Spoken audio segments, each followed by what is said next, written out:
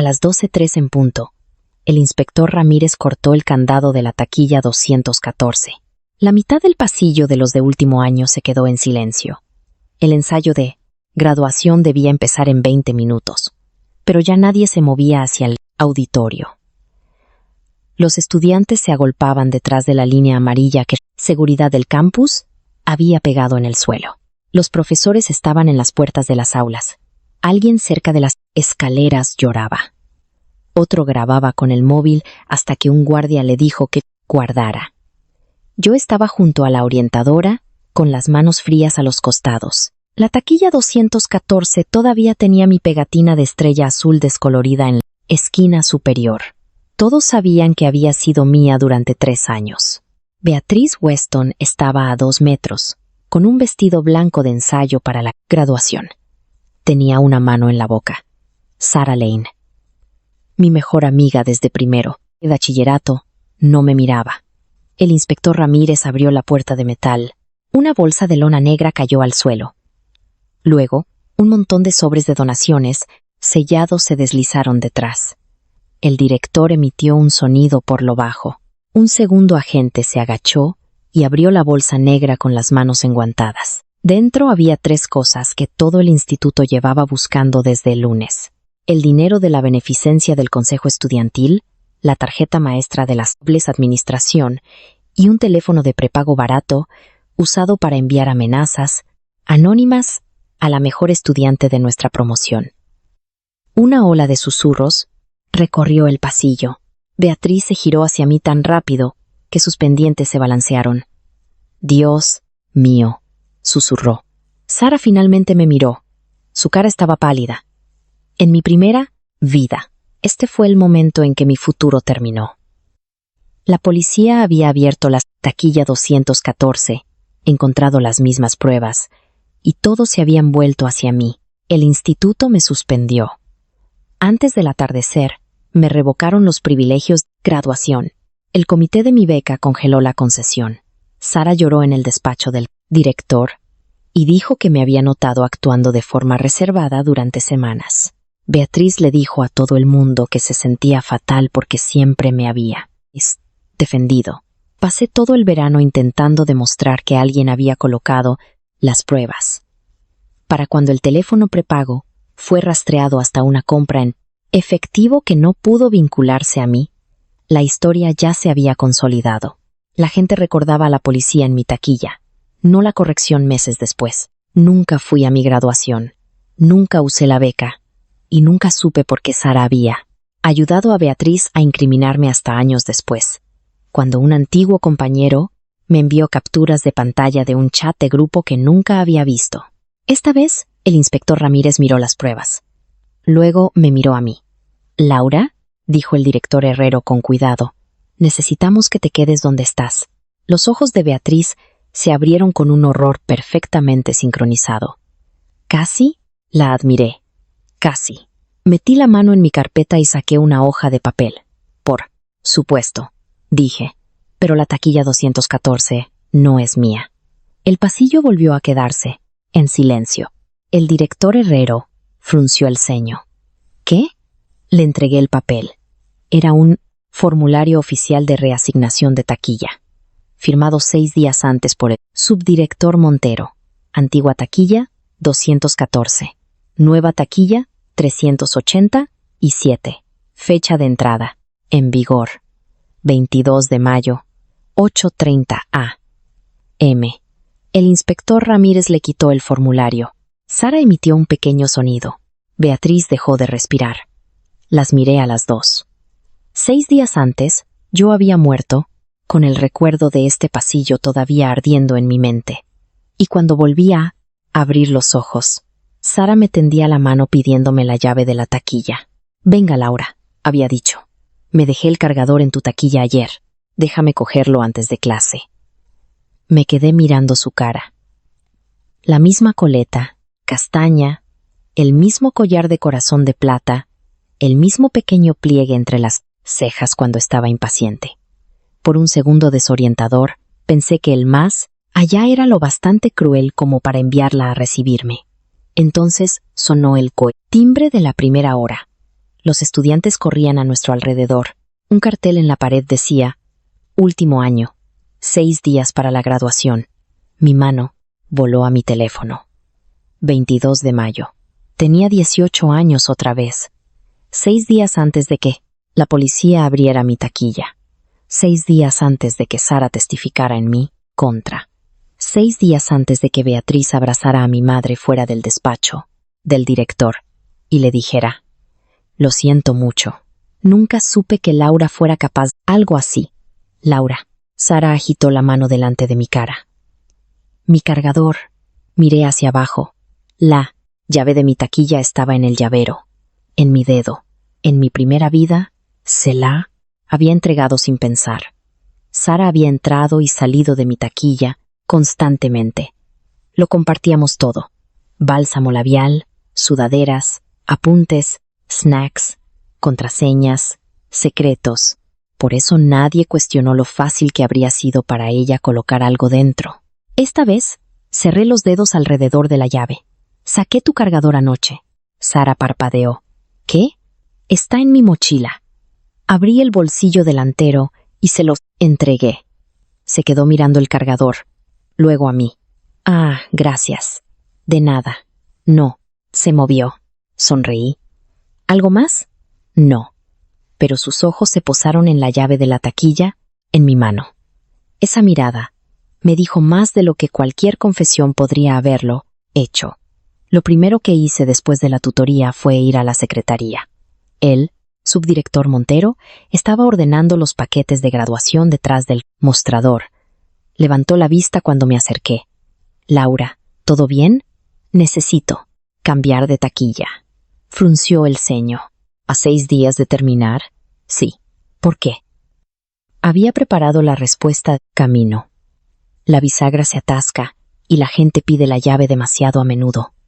Tengo mis documentos de la beca y los papeles de la graduación ahí dentro. Prefiero cambiarme antes de que la semana de ensayos se vuelva una locura. Nada de eso. Era mentira.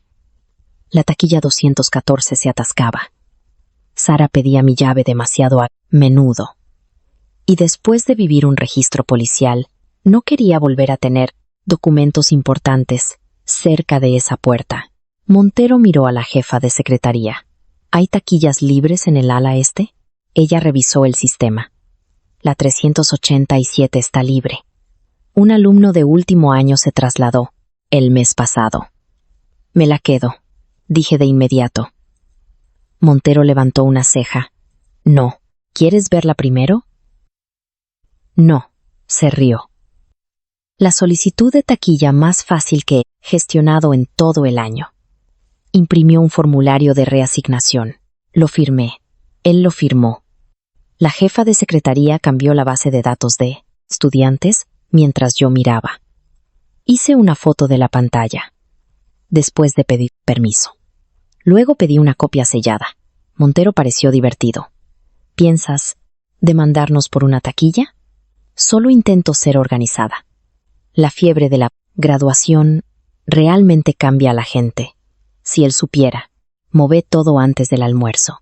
No solo lo obvio, cada lápiz, cada hoja de ejercicios vieja, el dinero de emergencia pegado en el estante superior, la goma del pelo de repuesto en el gancho.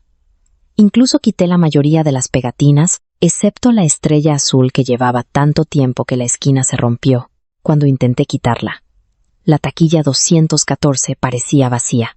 Cuando terminé, hice algo que mi yo de la primera vida nunca habría hecho. Hice fotos. Puerta abierta, estantes vacíos, marca de tiempo visible.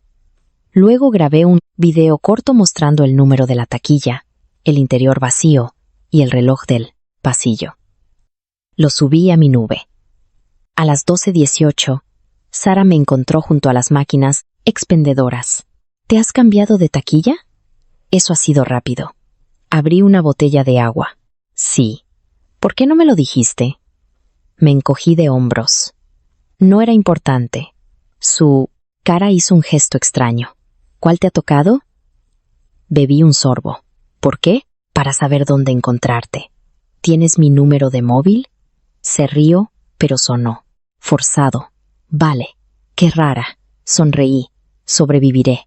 Antes de que pudiera preguntar de nuevo, apareció Beatriz. Beatriz Weston era el tipo de chica que los adultos describían como impresionante, antes incluso de que hablara. Presidenta del Consejo Estudiantil, capitana de debate, reina de baile, hija de un promotor inmobiliario local, cuyo nombre estaba en el nuevo centro deportivo. En mi primera vida, había pasado años asumiendo que Beatriz apenas se fijaba en mí. Aprendí demasiado tarde que no tienes que gustarle a la gente para que te sigan la pista. Hola, Laura, dijo alegremente. Sara me ha dicho que has cambiado de taquilla. La cabeza de Sara se giró bruscamente hacia ella. Beatriz la ignoró. Sí, ¿todo bien? Perfecto, me alegro. Sonrió.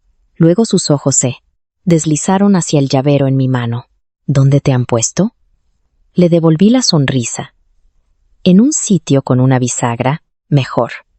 Por un segundo, la expresión de Beatriz se volvió plana. Luego volvió el encanto. ¡Qué suerte! Se alejó. Sara la vio irse. Luego me miró. ¿Qué te pasa? ¿Hoy? Volví a enroscar el tapón en mi agua. Quizá por fin me estoy organizando. La dejé allí. Me temblaban las piernas cuando llegué a la escalera. Me senté en el segundo escalón y apreté las palmas de las manos contra mis rodillas. Había imaginado el renacimiento como poder. En cambio, se sentía como caminar por una habitación donde sabía qué tablas del suelo se romperían, pero aún recordaba el dolor de caer a través de ellas.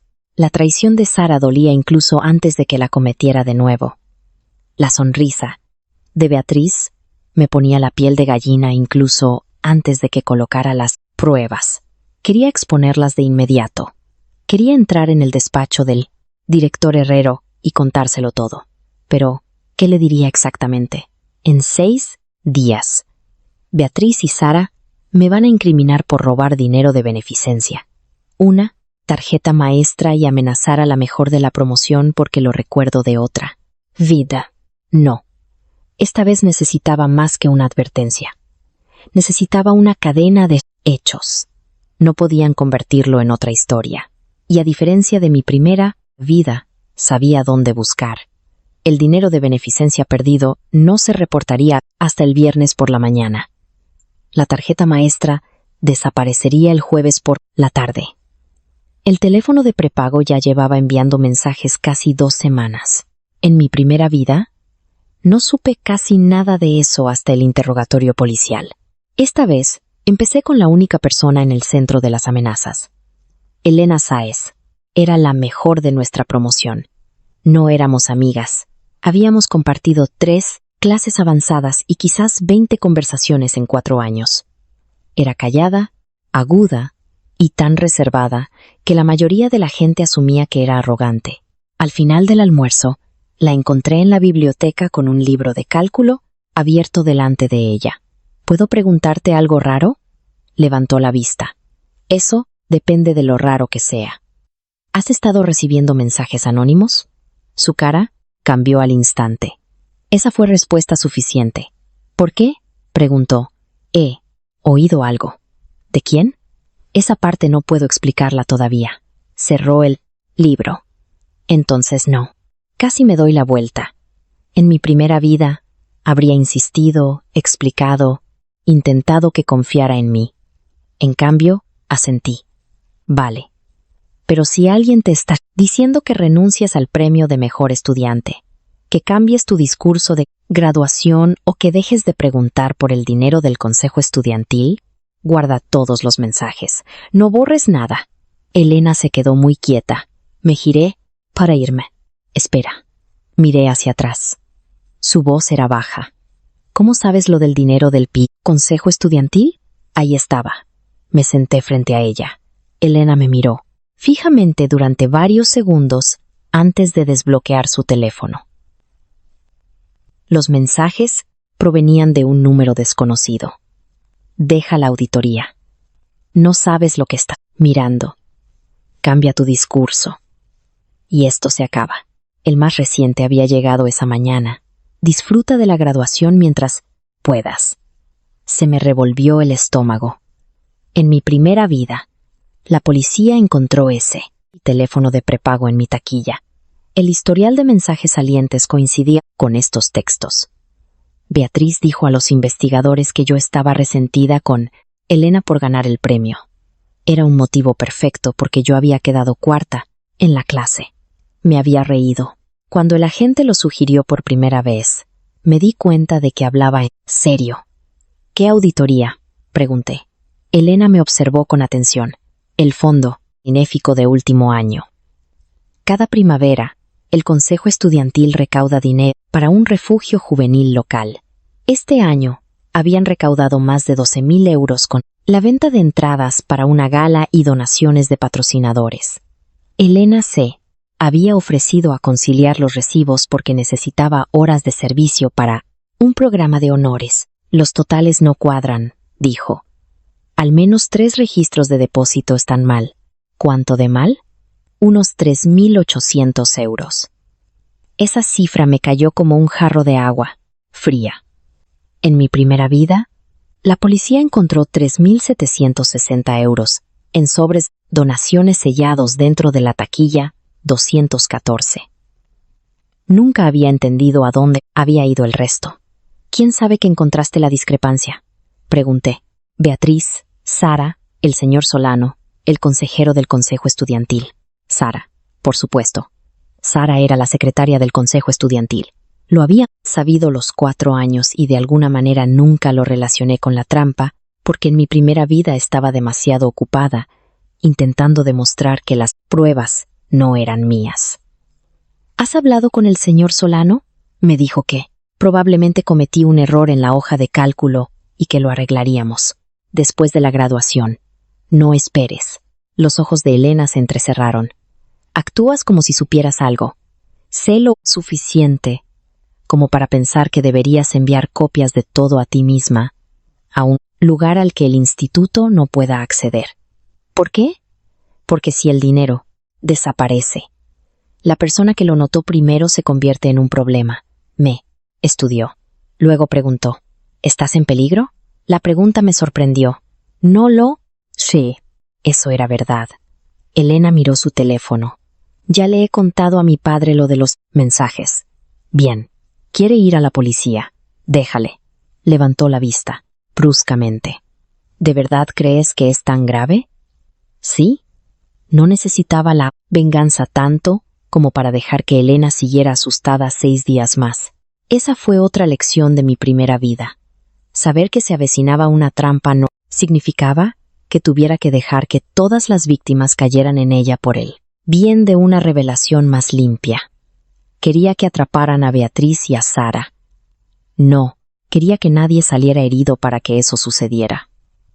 Elena le envió las capturas de pantalla a su padre esa tarde. El jueves por la mañana, un agente de recursos escolares había tomado un informe informal. Eso cambió la cronología. Lo supe porque Beatriz se saltó los anuncios del Consejo Estudiantil de primera hora por primera vez en todo el año. Sara llegó a clase de lengua con 10 minutos de retraso y se sentó a mi lado sin saludar. A mitad de la clase, deslizó una nota sobre mi mesa. ¿Hablaste con Elena? La leí y luego le contesté. ¿Sobre qué? Sara se quedó mirando la respuesta. Después de clase, me siguió al pasillo. Laura, no hagas eso. ¿Hacer qué? Actuar como si no supieras de qué estoy hablando. No lo sé. Fue a Secretaría por los mensajes. ¿Y qué? Hablaste con ella ayer. La gente habla en el instituto. Sara se puso delante de mí. ¿Le dijiste que los denunciara? La miré. ¿Por qué te molestaría eso? Su cara cambió. Porque Beatriz piensa que estás intentando crear un drama antes de la graduación. Beatriz piensa eso. Sí. ¿Y por qué le importa a Beatriz que Elena denuncie mensajes amenazantes? Sara abrió la boca. No salió nada. Esperé. Ella apartó la mirada primero. Estás muy rara. Eso no dejas de decir. La rodeé y me fui. A la hora del almuerzo, revisé la taquilla 214, desde el otro extremo del pasillo. seguía vacía. El instituto no la había reasignado porque el semestre estaba a punto de terminar. Mi pegatina de estrella azul hacía que pareciera mía para cualquiera que no revisara la base de datos. Eso era perfecto para el plan de Beatriz. También era perfecto para el mío. No la toqué. El jueves a las 2:36 p.m. La tarjeta maestra de la administración desapareció. Lo supe porque el subdirector Montero entró en la biblioteca y le preguntó en voz baja a la bibliotecaria si alguien había devuelto una tarjeta roja de personal. El recuerdo me golpeó de inmediato. En mi primera vida, la tarjeta fue encontrada en la bolsa negra en mi taquilla. Cerré mi portátil y fui a secretaría. Montero parecía estresado. Laura, si es por las bandas de graduación, te prometo. ¿Ha perdido una tarjeta maestra? Frunció el ceño. ¿Cómo lo sabes? Le oí preguntar en la biblioteca. Ah, sí, probablemente esté traspapelada. ¿Esas tarjetas pueden abrir taquillas? Taquillas del personal, almacenes, algunas de último año. ¿Por qué? Se me aceleró el pulso. Porque mi antigua taquilla está vacía y quiero que quede documentado. Entregué la llave vieja ayer. Montero me miró fijamente. ¿Lo hiciste? Tiene la jefa de secretaría. ¿Puede enviarme un correo confirmándolo? Ahora, parecía genuinamente preocupado. Laura, ¿alguien te está molestando? Tuve que elegir mis palabras con cuidado. Tengo el mal presentimiento de que alguien podría intentar poner algo en mi antigua taquilla. Su expresión cambió por completo. ¿Quién? No tengo pruebas. Eso es algo muy serio que decir. Lo sé. Por eso no estoy acusando a nadie. Le estoy pidiendo que conserve las grabaciones de las cámaras del pasillo y que confirme que la reasignación de la taquilla se completó ayer. Montero se echó hacia atrás. ¿Ha pasado algo? Todavía no. Me estudió durante un largo rato. Luego cogió el teléfono y llamó a seguridad del campus. Se me encogió el estómago. Espere, no le estoy pidiendo que registre a nadie. No lo voy a hacer. Pero si crees que alguien puede manipular una taquilla, quiero que seguridad esté al tanto. Eso fue más ayuda de la que había recibido en toda mi primera vida. No me lo esperaba. Quizás porque la primera vez había esperado hasta después de que se encontraran las pruebas para decir que alguien me había tendido una trampa. Para entonces, cualquier afirmación sonaba a la defensiva. Esta vez estaba creando un registro, antes del suceso.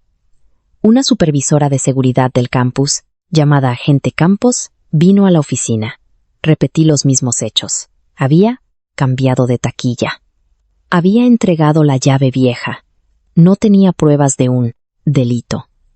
Me preocupaba que alguien pudiera acceder a la taquilla 214. Campos preguntó, ¿por qué esa taquilla? Porque la gente todavía piensa que es mía. ¿Quién? Mis amigas, la mayoría de los estudiantes.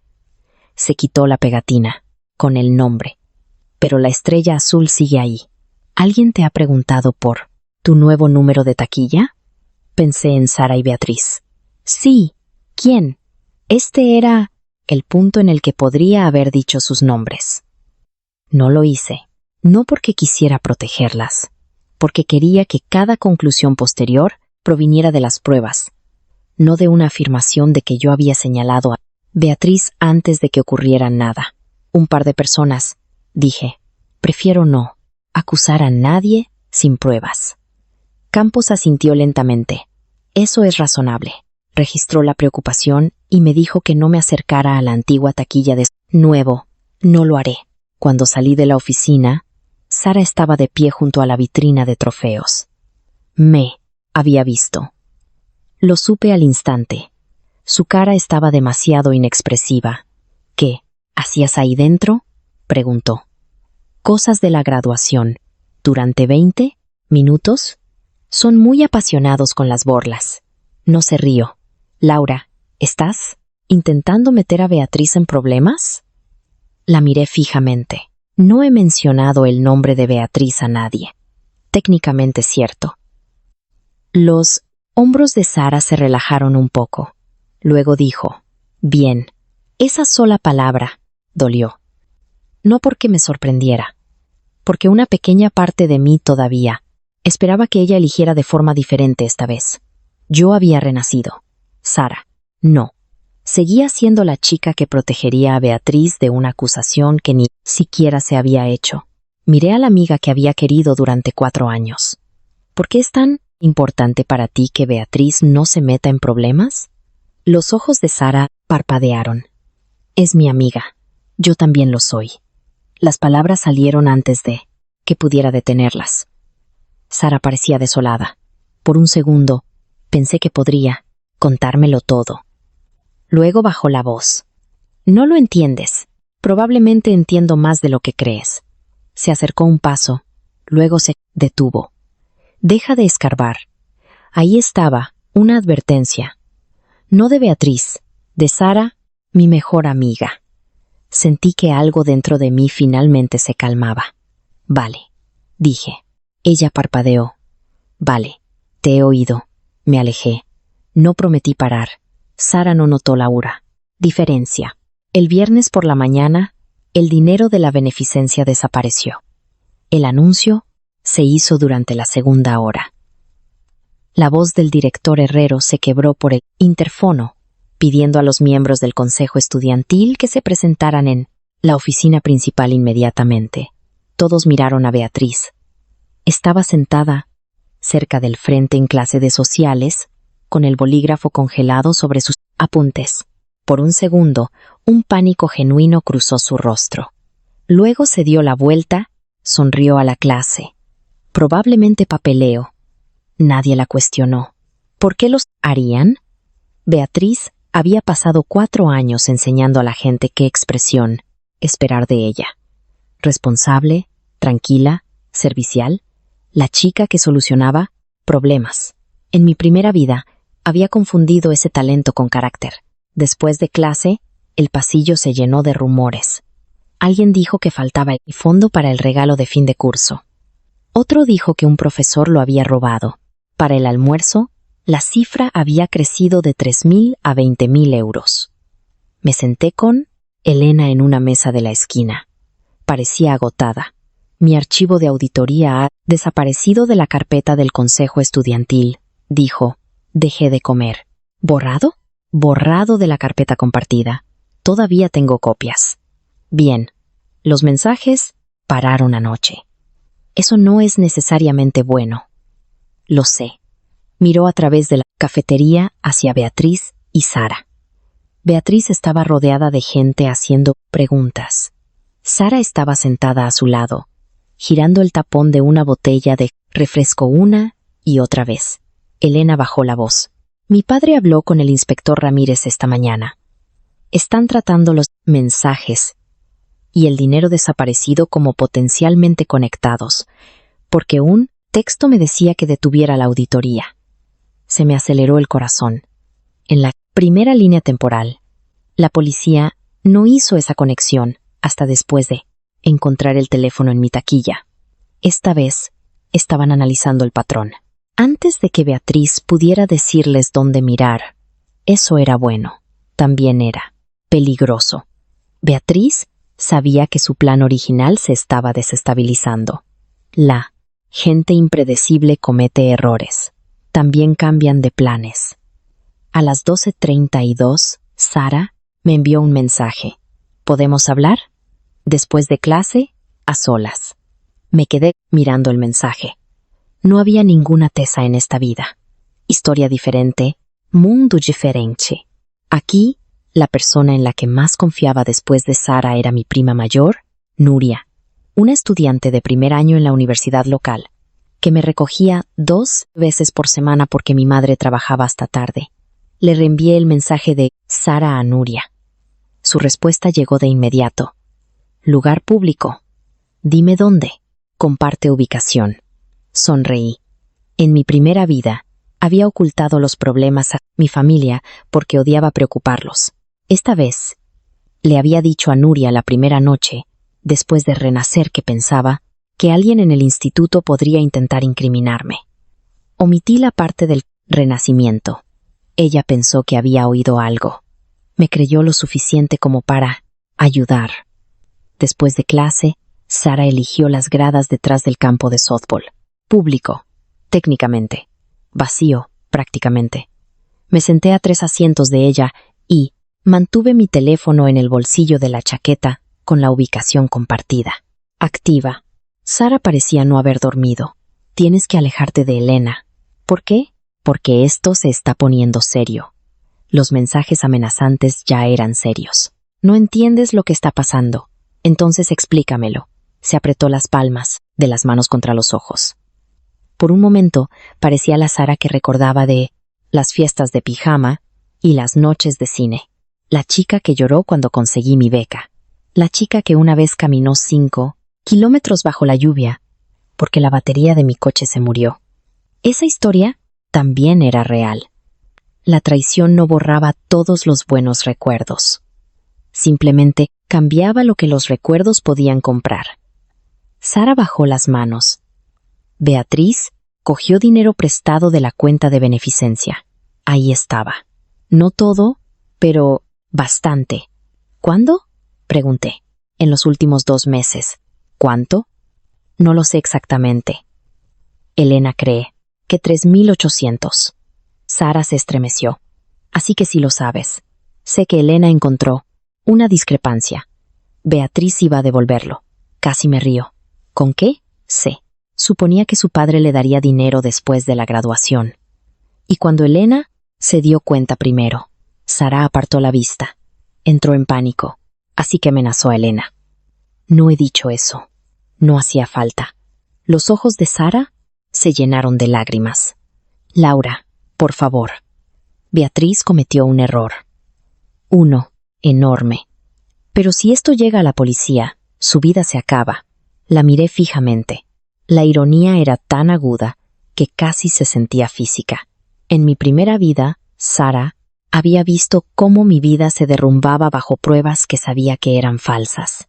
Ahora me pedía ayuda para proteger a la persona que lo planeó. ¿Qué quieres que haga? ¿Decirle a Elena que deje de presionar? No, Laura. No, tú ni siquiera. Estás involucrada. Casi digo lo estaré. En cambio pregunté. Entonces, ¿por qué me pediste la llave de mi taquilla el miércoles? La cara de Sara se quedó en blanco. El campo de softball detrás de nosotras pareció de repente muy ruidoso por el viento. ¿Qué? ¿Me has oído? Te lo dije. Mi cargador. Tenía tu cargador en mi mochila. ¿Por qué lo moviste? ¿Por qué Beatriz preguntó a qué taquilla me mudé? Sara se puso de pie. Esto es exactamente a lo que me refiero. Estás haciendo conexiones que no existen. Permanecí sentada. Siéntate. No me digas lo que tengo que hacer. Entonces, vete. Me miró fijamente. Le devolví la mirada. Lentamente. Se sentó. Bajé la voz. Voy a decir esto una vez. Sé que alguien planea usar mi antigua taquilla para algo. Ya le dije a la administración que me preocupa el acceso no autorizado. Ya documenté que me mudé. Si alguien pone algo en la taquilla 214, no se convertirá en mi problema. Sara parecía haber dejado de oírme a la mitad. ¿Se lo dijiste a la administración? Les dije que no asumieran que esa taquilla es mía. ¿Cuándo? Ayer. Su boca se abrió, se cerró, luego se levantó tan rápido que la grada de metal tembló. Tengo que irme. Sara. Se detuvo. Quería hacerle una pregunta. ¿Lo hiciste porque me odiabas? ¿Te amenazó? ¿Beatriz? ¿Nuestra amistad significó algo? En cambio, hice la pregunta que importaba ahora. ¿Ya has puesto algo ahí dentro? La espalda de Sara se puso rígida. No se dio la vuelta. Luego se alejó. Esa fue mi respuesta. Llamé a la agente Campos antes de abandonar el campo. No acusé a Sara. Informé de la conversación exactamente. Se alarmó cuando dije que la antigua taquilla estaba documentada y que se había notificado a seguridad. Dije que le pregunté si ya había puesto algo dentro. No respondió y se fue. La voz de Campos cambió. No te acerques a esa taquilla. No lo haré. Ve a casa. Eso planeo. Laura, lo digo en serio. Vete a casa. Nosotros nos encargaremos del edificio. Nuria me recogió 10 minutos después. Se lo conté todo en el coche. Agarró el volante con tanta fuerza que sus nudillos se pusieron pálidos. ¿Tu mejor amiga admitió todo eso? Admitió que Beatriz cogió dinero de beneficencia. ¿Y crees que iban a poner el dinero en tu antigua taquilla? Sí. ¿Por qué tú? Esa pregunta me había llevado años responderla en mi primera vida. Esta vez ya lo sabía, porque era conveniente. Nuria me miró. Eso no es una razón. Lo es para la gente que no cree que tu futuro importe tanto como el suyo. Estuvo en silencio el resto del trayecto. A las 5:47 p.m., la agente Campos llamó. La taquilla 214 está vacía, dijo. Me senté erguida en mi cama. ¿Qué? La revisamos con un administrador presente. Vacía. Se me aceleró el pulso. La reacción de Sara en las gradas había sido real. Si la taquilla estaba vacía, entonces o me había equivocado con el momento, o habían cambiado el plan. ¿Habéis revisado la cámara? Estamos revisando las grabaciones. ¿La gente puede acceder fuera del horario? No sin credenciales del personal. La tarjeta, maestra desaparecida. Se me heló la sangre. Agente Campos. La tarjeta maestra abría las taquillas de los estudiantes, ¿verdad? Sí. Entonces quien la tenga no necesita mi llave. Silencio. Soy consciente, dijo. No dormí mucho. Esa noche, a las 2:11 a.m., mi teléfono se iluminó con un mensaje de Sara. Lo siento. Nada más. Lo leí hasta que las palabras se volvieron borrosas. No, respondí. El sábado por la mañana era el día de servicio de los de último año, uno de los últimos eventos de graduación obligatorios. Los estudiantes pintaron bancos, empaquetaron cajas de comida y limpiaron almacenes por el campus. Casi me quedo en casa. Luego me di cuenta de que Beatriz esperaría que lo hiciera. Así que fui. Fiché a las 8:03 a.m. Hice una foto de la hoja de fichajes, después de que mi nombre fuera registrado. Trabajé en el gimnasio con Elena y otros 12 estudiantes último año montando kits de donación. A las 9:20 entró Beatriz. Nunca se había apuntado al equipo del gimnasio. Sus ojos se posaron en mí, luego en Elena. Sonrió. ¿Puedo robarte a Laura un segundo? Elena me miró. No, dije. Beatriz se rió, como si hubiera hecho una broma. Vale, dramática. Es sobre los asientos de la graduación. Envíame un correo. Su sonrisa se tensó. Laura, en serio, estoy ocupada. Uno de los profesores voluntarios miró hacia nosotros. Beatriz bajó la voz. Lo estás empeorando. Para. ¿Quién? Sus ojos se endurecieron. Luego se dio la vuelta y se fue. Elena esperó a que la puerta se cerrara. ¿Te tiene miedo? No, a ti te tiene miedo. Tiene miedo de perder el control. Eso también. A las 10:05, el padre de Elena llegó con el inspector Ramírez. Se reunieron con el director Herrero en la oficina. El rumor se extendió por los grupos de servicio en minutos. Beatriz desapareció del campus a las 10:17. Sara desapareció a las 10:23. A las 10:40, la agente Campos me envió un mensaje. No abandones tu área de servicio asignada sin avisar al personal. Se lo enseñé a Elena. Ella tragó saliva. Algo está pasando. ¿Sí? Seguimos empaquetando cajas. Fue una de las mañanas más extrañas de mi vida. Cada acción ordinaria parecía suspendida sobre una trampa que no podía ver. Poner cinta en una caja, mirar la puerta, apilar comida, mirar el reloj. A las 11:12, Sara regresó, entró, sola en el gimnasio. Su coleta estaba desordenada. Su cara estaba pálida. Vino directamente hacia mí. Tenemos que hablar. No, por favor, no. Sus ojos se llenaron de lágrimas. Laura, estoy intentando ayudarte. Esa frase hizo que todo mi cuerpo se helara. Entonces dilo aquí. Miró a los otros estudiantes. No puedo. Entonces envíame un mensaje. No lo entiendes. Entiendo lo suficiente. Sara me agarró la muñeca. Me aparté. No, me toques. Todos los que estaban cerca se callaron. Sara miró a su alrededor, humillada. Luego se inclinó más cerca y susurró: «Van a registrar tu taquilla». Mi corazón dio un vuelco. «¿Qué taquilla?». Sus ojos se abrieron de par en par. Lo supe antes de que respondiera. Se le había olvidado, que me había cambiado. La 214 susurró. Mantuve su mirada. «Esa no es mi taquilla». Su rostro se descompuso. Por un segundo, parecía alguien al borde de un edificio. Después de darse cuenta de que no había suelo bajo sus pies. Entonces una voz llegó desde la entrada del gimnasio. «Sara Lane». El inspector Ramírez estaba junto al agente Campos. Sara se giró. Toda la sala pareció dejar de respirar. «¿Puede venir con nosotros, por favor?», preguntó él. Sara me miró por última vez. No la salvé. La policía no abrió la taquilla 214 ese sábado. Eso me sorprendió. El inspector Ramírez y la agente Campos llevaron a Sara a la oficina. Pero después de 20 minutos, el director Herrero anunció que el día de servicio continuaría según lo programado. Beatriz no regresó. Nadie nos dijo qué estaba pasando.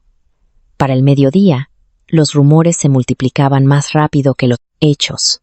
Sara había confesado. Sara había sido arrestada. El padre de Beatriz estaba en el instituto.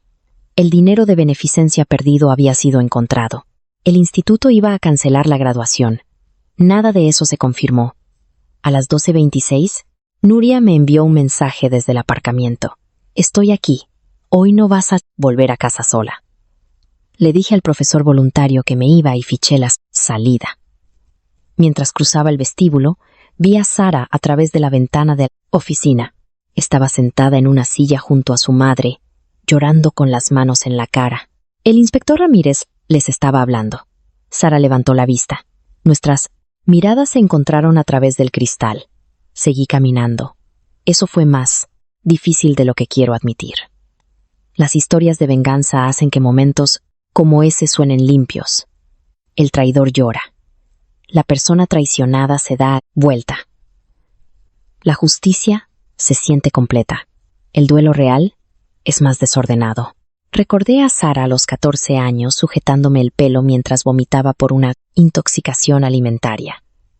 A Sara a los 15 gritando más fuerte que mi familia cuando entré en el equipo de debate.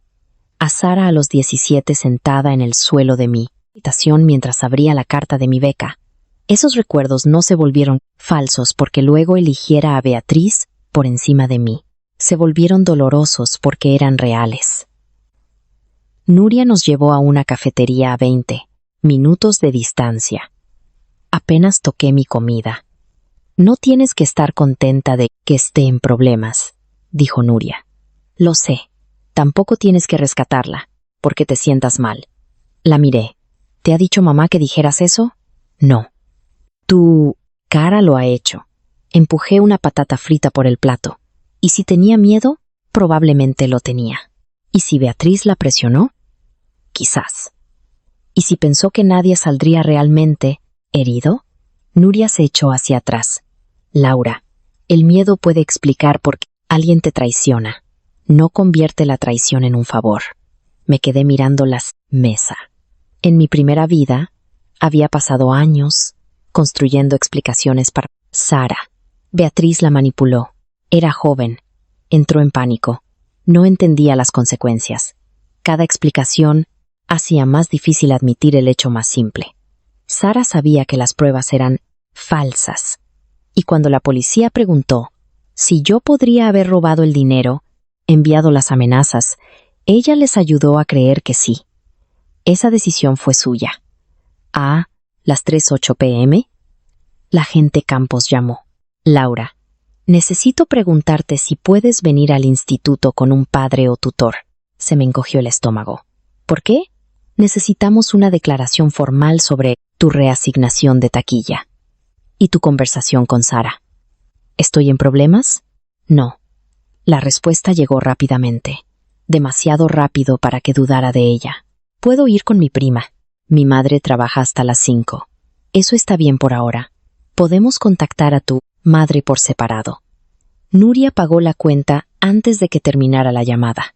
Cuando volvimos, el instituto estaba casi vacío. El inspector Ramírez nos recibió en la sala de conferencias, junto a la oficina principal. Una pequeña cámara corporal enganchada a su uniforme ya estaba grabando. Me pidió que describiera por qué cambié de taquilla. Le di la misma respuesta que le había dado a Montero. Me preguntó por qué le dije a seguridad que temía que alguien pudiera poner algo dentro de la taquilla 214. Describí las preguntas de Sara sobre mi nueva taquilla. Las preguntas de Beatriz y la inquietud que sentí después de que Elena denunciara las amenazas. No mencioné otra vida. Dije que había oído suficientes conversaciones como para preocuparme. Esa parte no le resultó del todo satisfactoria. ¿Qué conversaciones? Le conté que Sara me pidió que me mantuviera alejada de Elena. Luego describí la conversación, las gradas. Beatriz cogió dinero de beneficencia. Planeaba devolverlo. Sara quería que Elena dejara de presionar. Cuando mencioné la advertencia de Sara de que registrarían la taquilla 214, la expresión del inspector Ramírez se agudizó. ¿Palabras exactas? Dijo. ¿Van a registrar tu taquilla? Le pregunté qué taquilla. Dijo la 214. ¿Dijo a quién? ¿Se refería con ellos? No. ¿Dijo por qué sería registrada? No. Dijo sí. ¿Había algo dentro?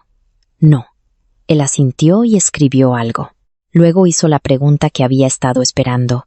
¿Sabe dónde está el dinero? ¿Desaparecido? No. ¿Sabe dónde está la tarjeta maestra desaparecida? No. ¿Ha manejado un teléfono de prepago recientemente? No. ¿Ha accedido a la taquilla 214 desde su reasignación? No. Miró a Nuria, luego a mí.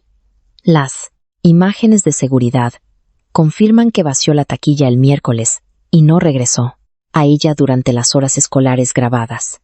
Exhalé lentamente. Vale, hay lagunas fuera del horario porque las cámaras del pasillo cambiaron a activación por movimiento y una unidad ha estado funcionando mal. Mi alivio se desvaneció, pero él continuó. Su informe de preocupación se hizo antes de que el dinero de la beneficencia se reportara oficialmente como desaparecido. Sabía cómo sonaba eso. Nuria se tensó a mi lado. El inspector Ramírez no me acusó. Simplemente esperó. Oí a Montero preguntar por la tarjeta maestra desaparecida. Dije. Sabía que Elena estaba siendo amenazada por la auditoría benéfica. Me preocupaba que alguien pudiera intentar conectar las cosas. ¿Por qué contigo? Porque lo hicieron antes. No podía decir eso. Pensé con cuidado. Beatriz y Sara querían mi nuevo número de taquilla. Sara quería mi antigua llave. Cuando no se la di y me cambié de taquilla, ambas se mostraron molestas. ¿Algo más? Sí. Saqué mi teléfono y le mostré el mensaje de Sara de las 2:11. A.M. Lo siento. El inspector Ramírez fotografió la pantalla. Luego preguntó, ¿está dispuesta a que inspeccionemos la taquilla 387, su taquilla actual? Nuria me miró. Asentí. Sí. El administrador del instituto la abrió delante de nosotros. Dentro estaban mi cummi, carpeta de graduación, una chaqueta de punto, 2 cuadernos, desodorante, una botella de agua y una barrita de granola aplastada. Nada más. El inspector Ramírez no tocó nada. Después de ver el contenido, me dio las gracias y cerró la puerta. Mientras volvíamos a la oficina, pasamos por la taquilla 214. La pegatina de la estrella azul seguía allí. Un pequeño trozo de mi antigua identidad pegado a una puerta que ya no me pertenecía. Me detuve. ¿Van a registrarla?, pregunté. El inspector Ramírez miró al agente Campos. No, tenemos causa suficiente para forzar la entrada ahora mismo. Casi me río. En mi primera vida, un chivatazo anónimo había proporcionado la causa. Ese chivatazo aún no había llegado. Vale. Estudió mi cara. ¿Esperabas que lo hiciéramos? Creo que alguien quiere que lo hagan. No respondió. El domingo pasó tranquilamente. Demasiado tranquilamente.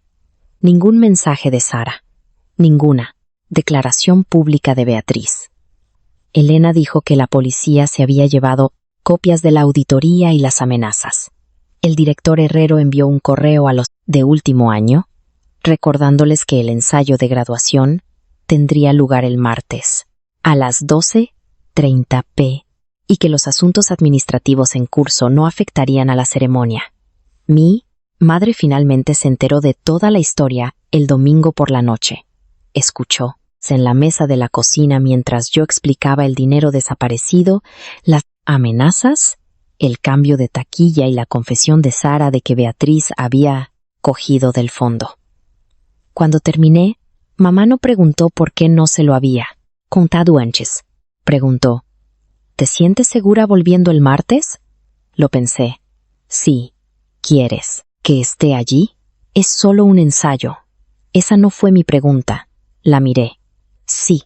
Así que reorganizó su turno. El lunes era festivo. El instituto estaba cerrado. A las 9:14 a.m., mi teléfono sonó de un número desconocido. Casi lo ignoro. Entonces contesté. Diga. Silencio. Luego, Beatriz dijo, ¿te crees muy lista? Se me heló el cuerpo. Puse la llamada en altavoz y empecé a grabar la pantalla. Beatriz, lo has arruinado todo. No te he hecho nada. No te hagas la tonta. Su voz no sonaba en nada a la chica de los anuncios del consejo estudiantil, sin cadencia pulida, sin sonrisa en las palabras. Fuiste a ver a Elena. Fuiste a seguridad. Pusiste a Sara en mi contra. Suficiente. Me quedé muy quieta. ¿Qué quieres? Quiero que pares. ¿Parar? ¿Qué? De hablar. Estoy respondiendo a las preguntas de la policía. Siempre. Quisiste ser importante, ¿verdad? Casi me río. ¿Es por eso que me elegiste? Silencio. Ahí estaba. No una admisión, pero lo suficientemente cerca como para hacer que mi pulso rugiera en mis oídos.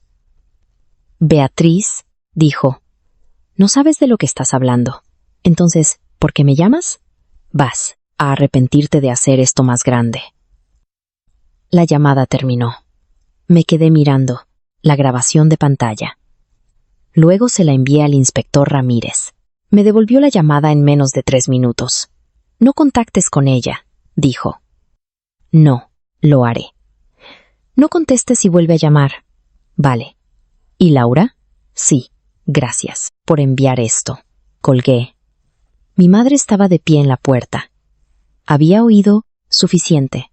¿Todavía vas a ir el martes? Preguntó. Sí, asintió una vez. Entonces yo también voy. Martes por la mañana. El instituto se sentía como un edificio, fingiendo que no pasaba nada. Pancartas de graduación colgaban sobre la entrada. Los de último año se hacían fotos con trajes blancos.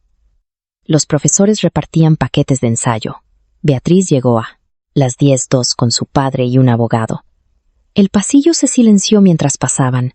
Sara no vino al instituto. A las 10:40 me llamaron a la oficina de orientación. El subdirector Montero me entregó un informe impreso del historial de taquillas. Pensé que deberías tener esto, dijo. El informe mostraba mi reasignación de la 214 a la 380 y 7 a las 8:30 a.m. del miércoles. También mostraba accesos no autorizados. Mis ojos se detuvieron en una línea. Acceso no autorizado a la taquilla 214, viernes, 6:48 p.m. Credencial. Máster 03. La tarjeta llave. Perdida. Levanté a la vista. La cara de Montero era sombría. Esa tarjeta no debería haber estado en uso. ¿Sabe quién la usó? No. La cámara del pasillo no captó una cara clara. Alguien llevaba una capucha y se mantuvo de espaldas. Se me revolvió el estómago. Pero abrieron la 214. Sí. ¿Había algo dentro cuando seguridad revisó el viernes a las 5:47? No. Así que lo que sea que haya ahí ahora, entró después de eso. Montero asintió. Me quedé mirando la marca de tiempo. Viernes, 6:48 p.m., 1 hora. Después de que la agente Campos me dijera que la taquilla estaba vacía. Sara se había ido de nuestra conversación en las gradas alrededor de las 4. Dijo, lo siento a las 2:11 del sábado por la mañana. De repente supe por qué. Ya había ayudado a Beatriz a plantar las pruebas. Después de la primera revisión de seguridad, o sabía que Beatriz lo había hecho. ¿Se lo ha mostrado a la policía? Pregunté. Están de camino. Miré el reloj. 11:07. El ensayo de graduación comenzaba a las 12:30. En mi primera vida, el chivatazo anónimo llegó justo antes del mediodía. Se me helaron las manos. La línea de tiempo se estaba alineando de nuevo. A las 11:42, 2 coches de policía llegaron al aparcamiento del instituto. Los estudiantes se reunieron cerca de las ventanas. El director Herrero hizo un anuncio pidiendo a todos que permanecieran en sus áreas de ensayo asignadas. Mi madre estaba sentada en la sección de visitantes del auditorio, mirándome desde el otro lado de la sala. A las 11:56, la agente Campos entró y habló en voz baja con el director. A las 11:58, mi teléfono vibró. Número desconocido. Un mensaje de texto. Revisad la taquilla de Laura. Paga. 214. Tiene el dinero y el teléfono. Lo miré fijamente. Luego me reí. No en voz alta. Solo un soplo de incredulidad. El mismo chivatazo. La misma taquilla. Él y mismo plan. Excepto que 6 días atrás me había mudado. Fui directamente a la agente Campos y le entregué el teléfono. Leyó el mensaje. Sus ojos se levantaron hacia los míos. ¿Respondiste? No. Quédate aquí. El inspector Ramírez entró en el auditorio 30 segundos después. Leyó el mensaje, miró el informe del historial de la taquilla y luego habló con el director Herrero. A las 12:01 me pidieron que fuera al pasillo de los de último año. Beatriz ya estaba allí, también su padre y su abogado. No sé por qué eligió mirar. Quizás creía que el cambio de taquilla no importaría. Quizás pensó que las pruebas en sí mismas superarían el papeleo. Quizás simplemente necesitaba verme entrar en pánico. En cambio, me paré junto a la orientadora con mi carpeta en las manos. A las 12:03, el inspector Ramírez cortó el candado de taquilla 214. La bolsa negra cayó, luego los sobres de donaciones, luego el teléfono de prepago. El pasillo se llenó de susurros. Beatriz se giró hacia mí con un horror perfectamente preparado. Dios mío. Sara no estaba allí en la nueva línea de tiempo, pero en mi memoria todavía podía verla de pie a 2 metros de distancia. El director Herrero dijo, Laura, necesitamos que te quedes donde estás. Y le entregué el formulario de reasignación. Por supuesto, dije, pero la taquilla 214 no es mía. El inspector Ramírez leyó el papel. Luego miró a Montero. Montero asintió. Fue reasignada hace 6 días. El inspector Ramírez se giró hacia la taquilla abierta. Todo el pasillo cambió. No, dramáticamente. No de una vez. Pero la sospecha cambió de dirección como el viento. El padre de Beatriz dio un paso adelante. ¿Qué está insinuando? ¿Exactamente? El inspector Ramírez no lo miró. No estoy insinuando nada. Señaló el informe de acceso en la mano de Montero. Estoy estableciendo quién tuvo acceso. La cara de Beatriz perdió el color. Los siguientes 30 minutos se sintieron más lentos que los 6 días anteriores. Inspector Ramírez fotografió el contenido de la taquilla 214 antes de que nadie lo tocara. La agente Campos hizo retroceder a los estudiantes. El director Herrero envió a los profesores a despejar el pasillo y retrasar el ensayo. Beatriz permaneció junto a su padre. Su abogado hablaba por ella ahora. Mi clienta es una estudiante. y no debe ser interrogada sin la presencia de un padre. El inspector Ramírez miró al padre de Beatriz. Está presente. Entonces solicitamos que cualquier entrevista se realice en privado. Se puede arreglar. La voz tranquila del abogado pareció darle a Beatriz algo a lo que aferrarse. Se enderezó. Entonces el inspector Ramírez cogió el informe de acceso. Señor Montero, la credencial maestra de administración utilizada en la taquilla 214, el viernes por la noche, era la que se reportó como desaparecida el jueves. Sí. ¿Se recuperó antes de hoy? No. Un segundo agente levantó una bolsa de pruebas transparente. Dentro estaba la tarjeta maestra roja. Había estado metida debajo del teléfono de prepago. La cara de Beatriz cambió de nuevo. Su padre le susurró algo al abogado. Aparté la mirada. Esto no era un escenario. No necesitaba ver cada reacción para saber que el plan se estaba derrumbando. El inspector Ramírez me pidió que entrara en la oficina de orientación con mi madre. Tomó otra declaración. Esta vez se centró en los tiempos. ¿Cuándo vacié la taquilla 214? Miércoles, antes del almuerzo. ¿Cuándo expresé por primera vez mi preocupación de que alguien accediera a ella? Jueves por la tarde, antes de que el robo de la beneficencia se anunciara públicamente. ¿Cuándo confirmó seguridad que estaba vacía? Viernes a las 5:47 p.m. Cuando la abrió la credencial maestra, ¿desaparecida? Viernes a las 6:48 p.m. Cuando recibí el chivatazo anónimo. Martes a las 11:58 a.m. El orden importaba. En mi primera vida, había entrado en la habitación después de que las pruebas ya me definieran. Cada explicación sonaba como algo inventado para escapar de lo que la gente había visto. Esta vez, mis advertencias existían, antes de las pruebas. La reasignación de la taquilla existía, antes del crimen. El video de la taquilla vacía existía, antes del crimen. El informe de seguridad existía, antes del crimen. El registro de acceso existía, independientemente de mí. Los hechos ya estaban ordenados, antes de que nadie pudiera reordenarme dentro de ellos. El inspector Ramírez preguntó, ¿sabe quién envió el chivatazo anónimo? No. Vamos a conservar sus registros telefónicos. ¿Le parece bien? Sí. Miró a mi madre. Ella asintió. Hágalo. La policía. Luego pidió mis zapatos. Lo miré fijamente. ¿Mis zapatos? Hay huellas parciales de polvo en el pasillo de servicio cerca de la entrada lateral. La persona que entró el viernes por la noche pudo haber usado esa ruta.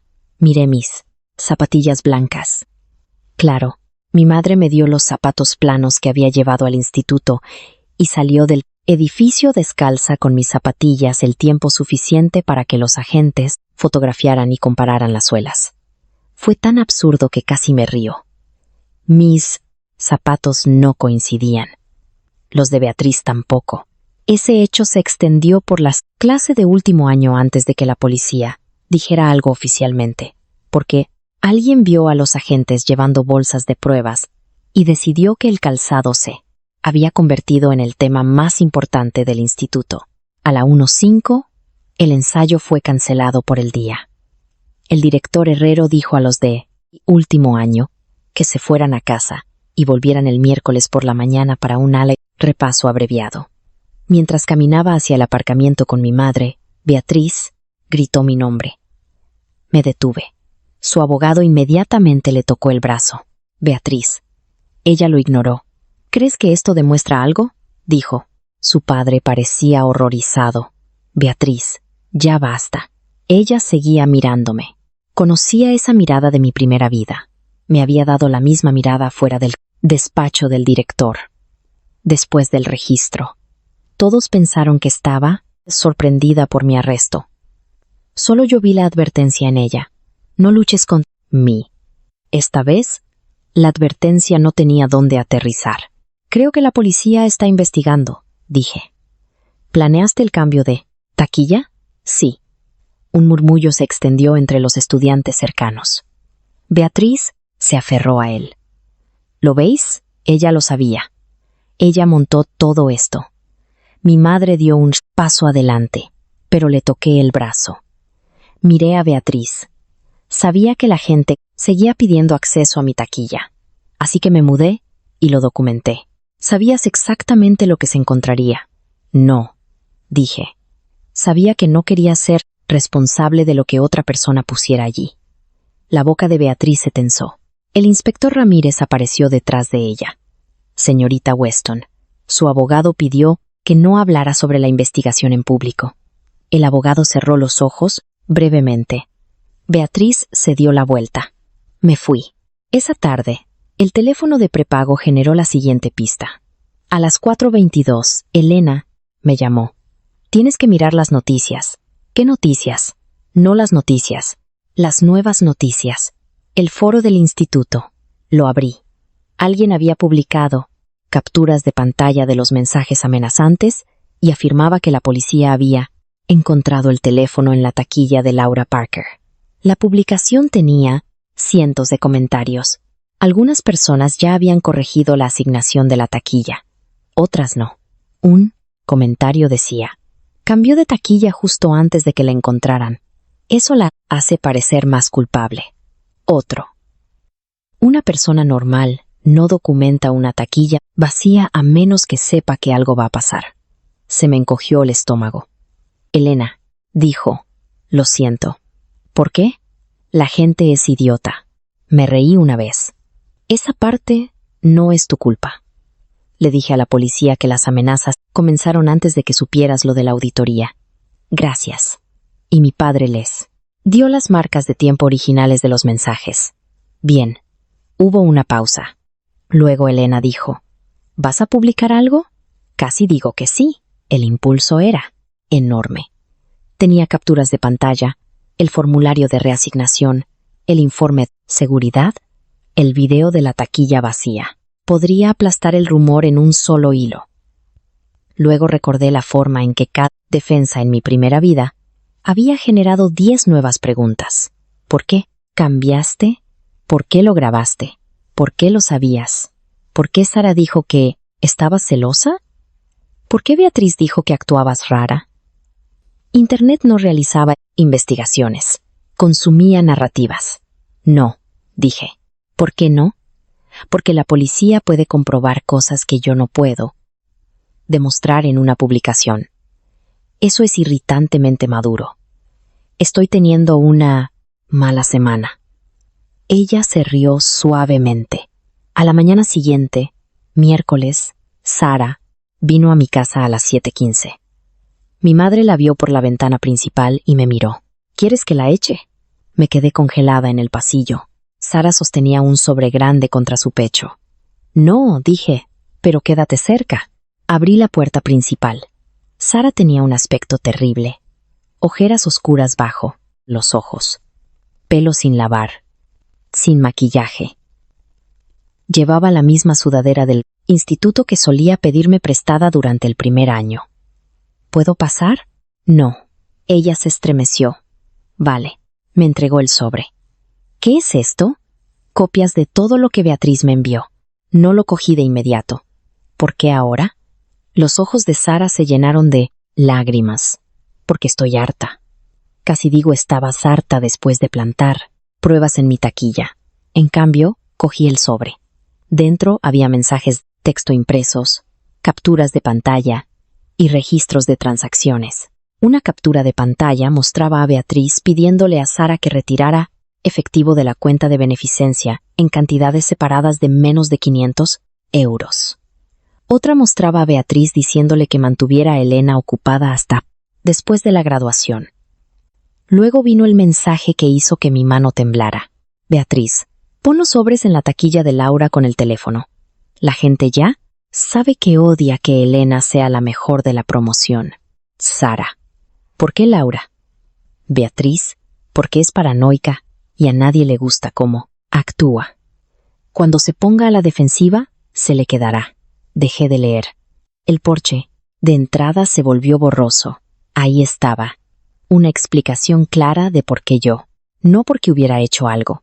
No porque fuera la enemiga de Beatriz. Porque ella Había analizado cómo me veía la gente y decidió que era creíble como villana. Sara estaba llorando ahora. Lo siento. La miré. ¿Pusiste las pruebas en la taquilla? Tragó saliva. Sí. La palabra apenas tenía sonido. ¿Cuándo? Viernes por la noche.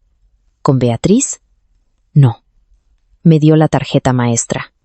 Me dijo que seguridad ya había revisado, así que tenía que hacerlo después de que fueran. Se me revolvió el estómago. ¿Qué pusiste? Los sobres de donaciones, el teléfono y la tarjeta llave. ¿Por qué dejar la tarjeta llave?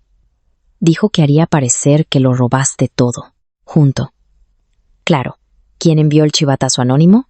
Beatriz. ¿Cómo lo sabes? Me enseñó el borrador el lunes por la noche. La miré fijamente. ¿Sabías que registrarían la taquilla el martes? Sí. ¿Y viniste al gimnasio el sábado a advertirme? Sara asintió, llorando más fuerte. ¿Por qué?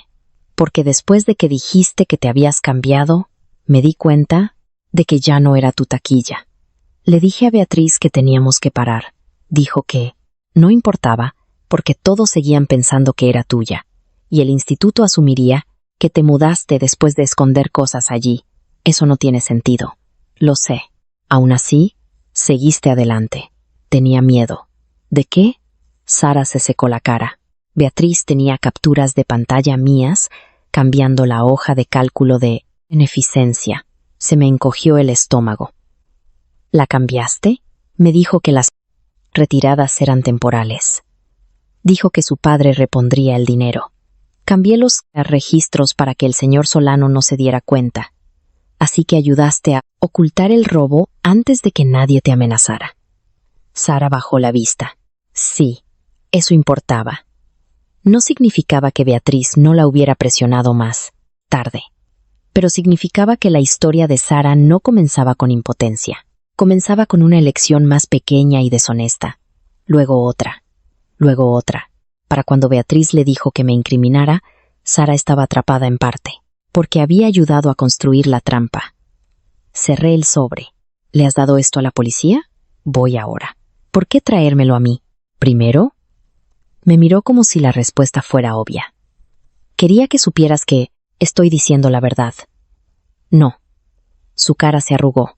Mantuve la voz baja. Querías que te perdonara antes de que afrontaras las consecuencias. Eso no es justo. Es exactamente lo que estás pidiendo. Estoy intentando arreglarlo. Puedes ayudar a arreglar lo que pasó. No puedes hacerme responsable de hacerte sentir una buena persona mientras lo haces. Sara me miró fijamente. Nunca le había hablado así en ninguna de las dos vidas. Dolió. También se sintió necesario.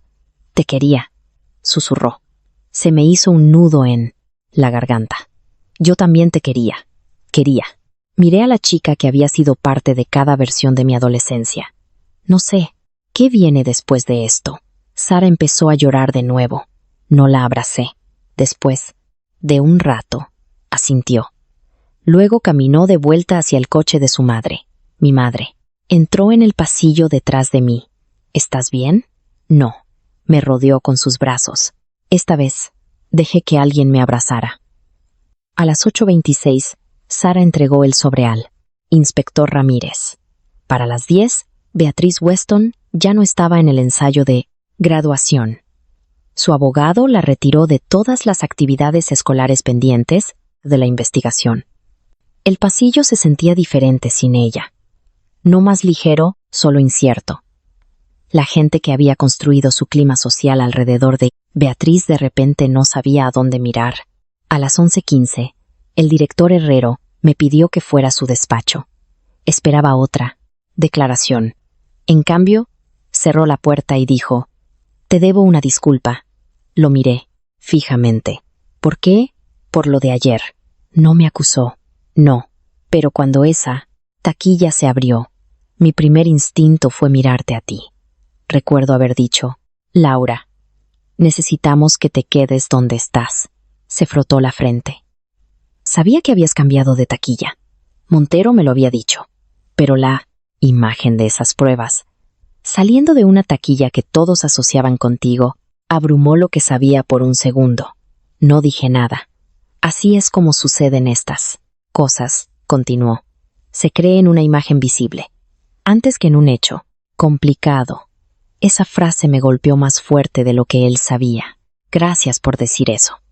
También quiero que sepas que tu estado de graduación y la certificación de tu beca no se ven afectados. Me ardían los ojos. En mi primera vida, esas fueron las dos cosas exactas que perdí primero.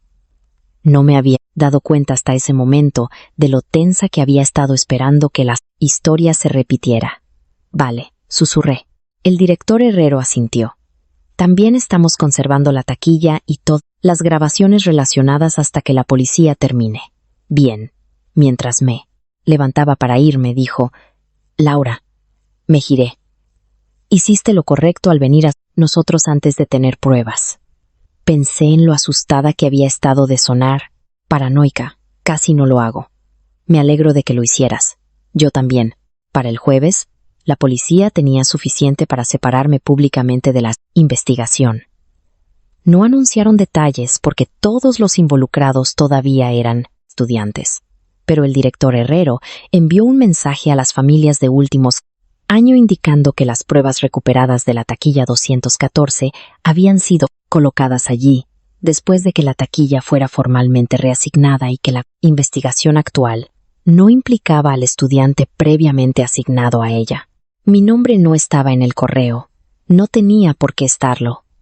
El foro del instituto cambió de tono en cuestión de minutos. La gente borraba comentarios.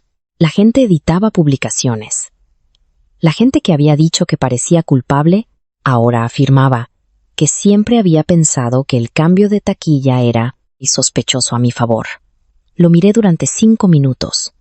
Luego cerré la página. En mi primera vida, había soñado con esta inversión de los hechos. Pensé que se sentiría como un aplauso. En cambio, me hizo sentir cansada.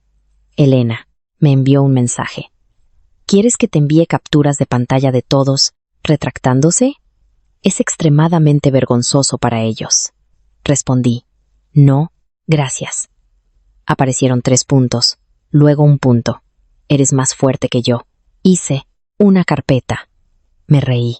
La investigación criminal se movió más lentamente que los cotilleos del instituto. La declaración y las capturas de pantalla de Sara ayudaron, pero la policía aún verificó todo de forma independiente. Obtuvieron registros del teléfono de prepago. Había sido comprado en efectivo en una tienda cerca del estudio danza de Beatriz. La cámara exterior de la tienda mostraba el coche de Beatriz entrando en el aparcamiento. Las imágenes interiores eran borrosas, pero una chica que llevaba la distintiva chaqueta del Consejo Estudiantil de Beatriz compró un teléfono que coincidía con el modelo encontrado en la taquilla. Los mensajes amenazantes habían sido enviados cerca de lugares que Beatriz visitaba regularmente. Más importante aún, el teléfono contenía un borrador de mensaje que nunca se había enviado. Laura lo hizo. Revisad la 214. Antes de que mueva el dinero. El chivatazo anónimo final para mí tenía una redacción ligeramente diferente, pero la intención era obvia. Las retiradas de dinero de beneficencia eran aún más claras. Sara había alterado las hojas de cálculo del Consejo Estudiantil, pero los registros bancarios todavía mostraban retiradas de efectivo autorizadas bajo los reembolsos de eventos de Beatriz. Beatriz afirmó que el dinero se había utilizado para proveedores que preferían efectivo. 3 de esos proveedores declararon que nunca lo habían recibido. Para el viernes por la tarde, el instituto retiró el nombre de Beatriz del tablón de liderazgo del Consejo Estudiantil. Tenía programado dar un discurso de bienvenida en la graduación. Ese espacio quedó vacío. El director Herrero le preguntó a Elena si quería llenarlo. Ella dijo que no. Luego, para mi horror, me sugirió a mí. Me enteré cuando Herrero me llamó a su despacho. No, dije antes de que terminara la pregunta. Él parpadeó. No has oído la pregunta. Elena me ha enviado un mensaje. Él suspiró. Le pedí que no lo hiciera. Ella dijo, y cito, he creado un problema para ti. pero creo en tu capacidad para sobrevivirlo. Herrero sonrió a pesar de sí mismo. ¿Así que considerarías dar la bienvenida? No. ¿Puedo preguntar por qué? No quiero que la graduación se convierta en una historia sobre Beatriz. No, tiene por qué serlo. Si yo ocupo su lugar, todos oirán Beatriz, aunque nunca diga su nombre. Él consideró eso. ¿Qué preferirías? Dáselo a alguien que se ganó un discurso sin conseguirlo, porque otra persona perdió el suyo. Herrero asintió lentamente. Eso es. Justo. El discurso de bienvenida fue para nuestro tesorero de clase, Marcos Gil, que había pasado 4 años haciendo los anuncios matutinos y de alguna manera todavía sonaba feliz a las 7:30 de la mañana. Estaba encantado. Yo estaba aliviada. El sábado por la noche antes de la graduación, Sara me envió un mensaje por primera vez desde el porche. No te pido que respondas. Solo quería que supieras que les conté todo, incluyendo lo que cambié antes de que Beatriz me amenazara. Siento haber hecho que mi miedo fuera más importante que lo que te hice a ti. Leí el mensaje 2 veces. Luego dejé mi teléfono. Mi madre estaba planchando mi vestido de graduación en la encimera de la cocina porque nuestra tabla de planchar se había roto hacía 3 años. Y aparentemente nadie en nuestra familia creía que valiera la pena reemplazarla. ¿Sara? Preguntó. Sí. ¿Quieres responder? No lo sé. No tienes que decidirlo esta noche. Esa fue una frase tan simple. En mi primera vida, cada relación después del escándalo se sentía urgente. Quería que la gente me eligiera de inmediato, me creyera de inmediato, se disculpara correctamente, lo reparara todo antes de que el daño se volviera permanente. Ahora entendía que no decidir también era una elección. Dejé el mensaje de Sara sin respuesta. La mañana de la graduación llegó brillante e insoportablemente normal. A las 7 a.m. Los estudiantes llenaron el gimnasio con togas, birretes, haciéndose fotos e intercambiando anuarios. Los padres se agolpaban fuera del estadio de fútbol. Los profesores llevaban carpetas y gritaban instrucciones de última hora que nadie seguía. Mi nueva taquilla, la 387, no contenía nada excepto la chaqueta de punto que había olvidado llevar a casa. La abrí una vez antes de ponerme en fila. Luego, miré por el largo pasillo hacia la taquilla 214. La cinta policial había desaparecido. El candado había sido reemplazado. La pegatina de la estrella azul permanecía. Caminé hacia ella. Por un momento, el pasillo a mi alrededor pareció duplicarse. Primera vida, segunda vida. En una, estaba aquí con un agente a cada lado.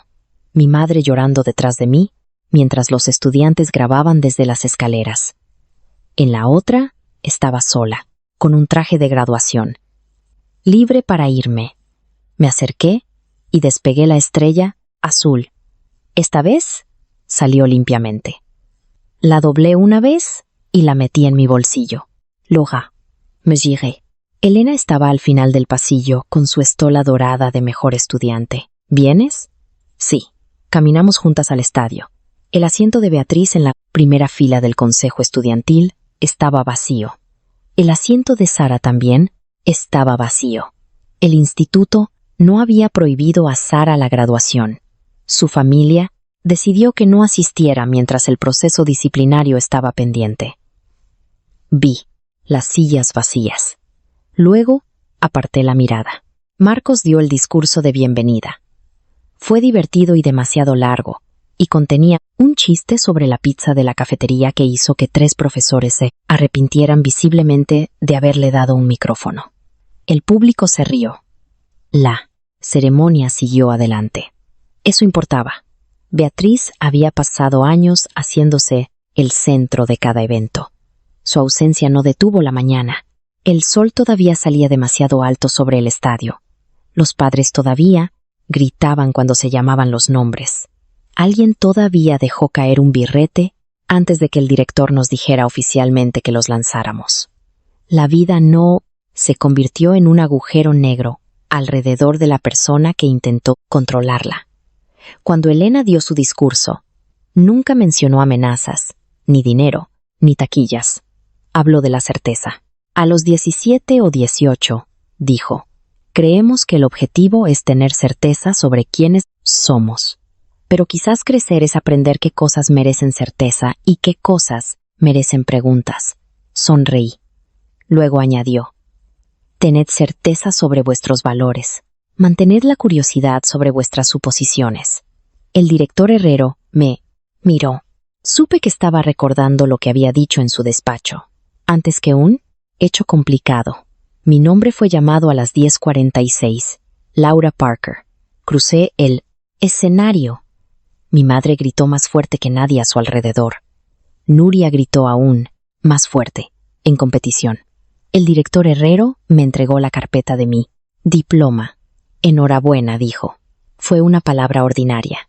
En mi primera vida, había visto la graduación a través de vídeos que la gente publicaba en línea. Esta vez, oí mi propio nombre en el estadio. Sentí la carpeta del diploma en mis manos. Bajé los escalones sin que nadie me detuviera. Eso fue suficiente.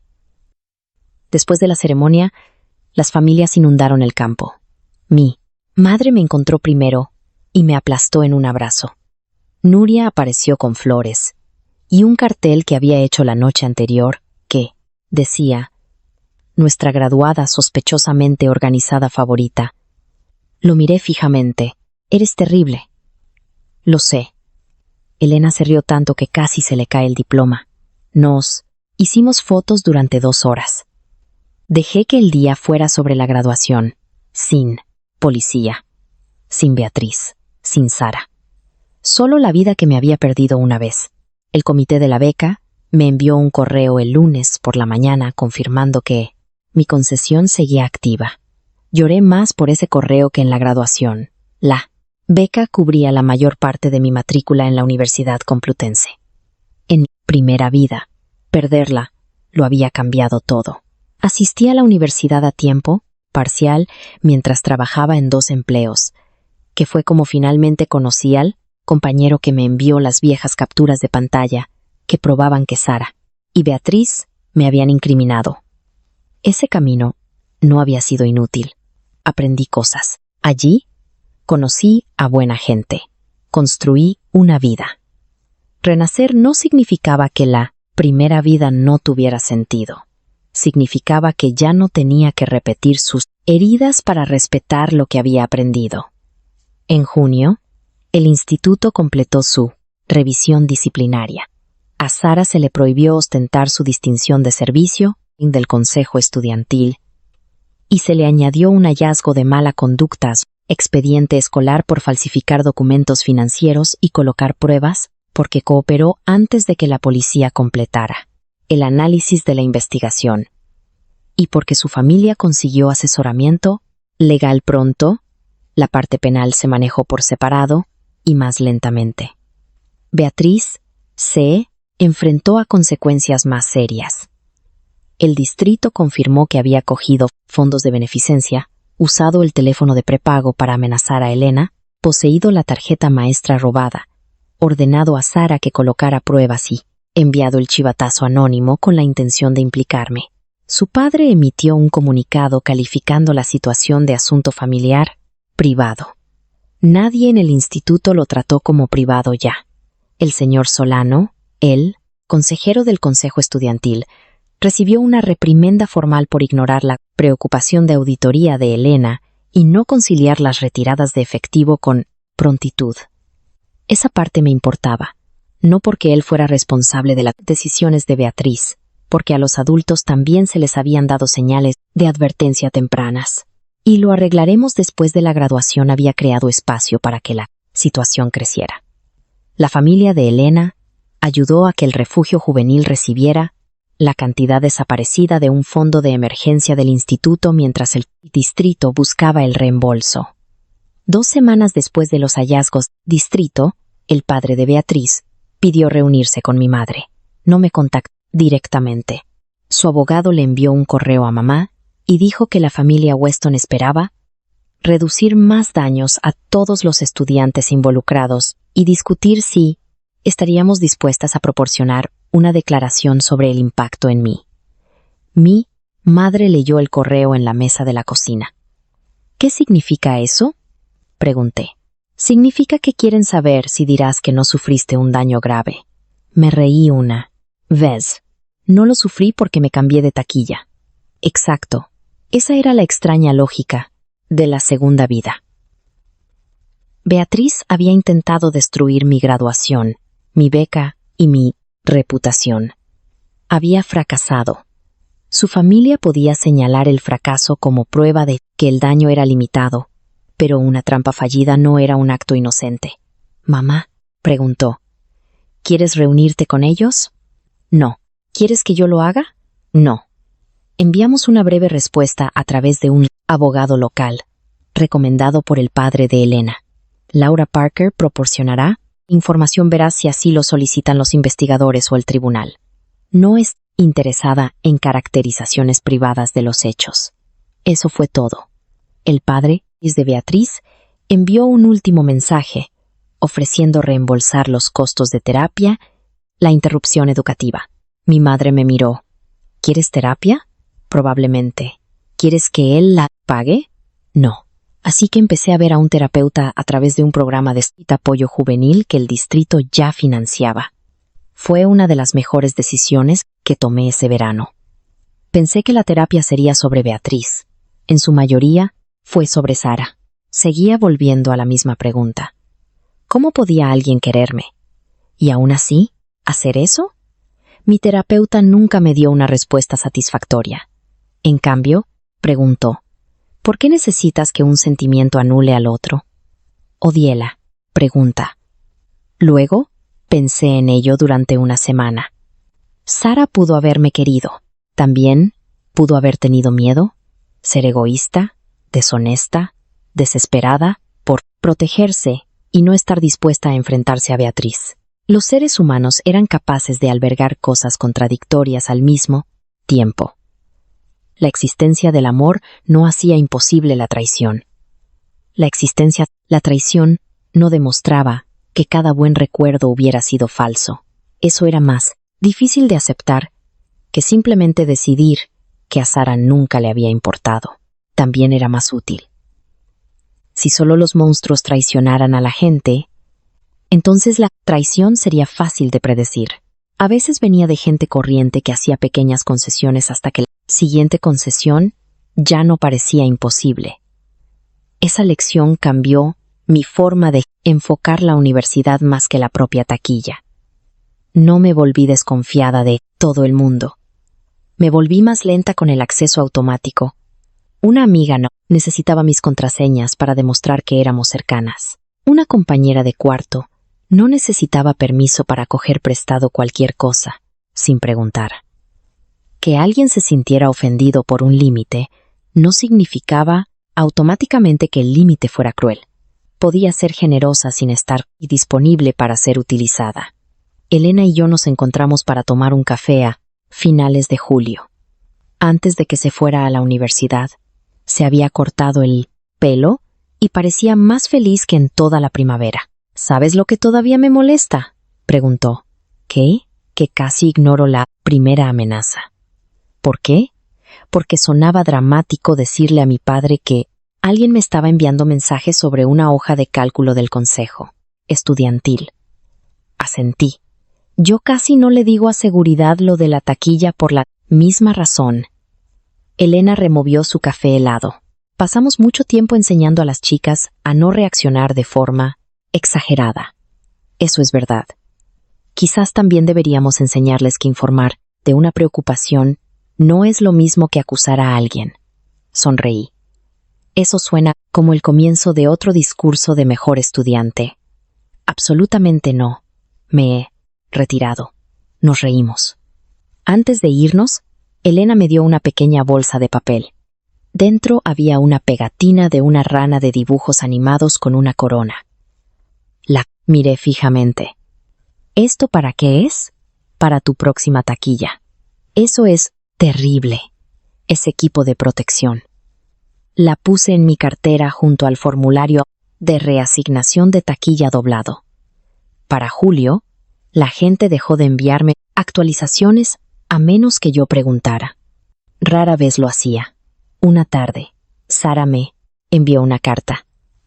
No un mensaje, no una solicitud para vernos, una carta de verdad en un sobre con mi nombre escrito a mano en el frente. La dejé sin abrir en mi escritorio durante 3 días. Luego la leí. No se excusó. Me sorprendió. Escribió sobre la primera vez que Beatriz le pidió que cambiara una hoja de cálculo. Parecía algo pequeño, temporal. Se dijo a sí misma que estaba protegiendo a una amiga de la vergüenza. Luego, Beatriz necesitó otro cambio. Luego Elena se dio cuenta. Luego comenzaron las amenazas.